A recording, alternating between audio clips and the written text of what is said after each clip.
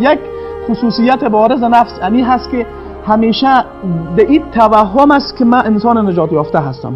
این توهم در ذهن هر انسانی هست. شما اگر به تعبیر قرآن کریم پیروان همه ادیان و گروه ها را ببینین، قرآن کریم میگه که هر حزب به آنچه که داره خوشحال هست. دقت کردین؟ یعنی هر انسانی اگر یک یهودی هست، اگر یک مسیحی هست، اگر یک هندو هست، او پیش خودش فکر میکنه که من انسان نجات یافته هستم. دیگران را چی میزنه؟ هلاک شده میدانه. کل حزب بما لدیهم فرحون. هر کسی به اون چیزی که داره خوشحال است. این یک خصوصیت نفس انسانی است. این چی عواقب بد داره؟ وقتی یک نفر خود را به صورت کامل و همه جانبه به حق بدانه و نجات یافته بدانه، به دنبال حق نمیره. دقت کردیم؟ چون قضاوت کلیش همیست که خب ما به حقم دیگه.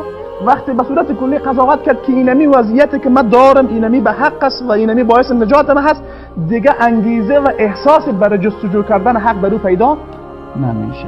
دقت کردین؟ یعنی از این ابتدا برای خود دروازه های هدایت را میبنده. چرا قضاوتش نیست که من به حقم، در حالی که در واضح ترین گمراهی هم قرار داشته باشه. دقت کردین؟ در واضح ترین گمراهی هم که قرار داشته باشه، وقتی که شما او را به طرف حق دعوت بکنین، چون خصوصیت نفس نیست که فکر میکنه من به حق و نجات یافته هستم، خلاص دیگه باز به دنبال خیر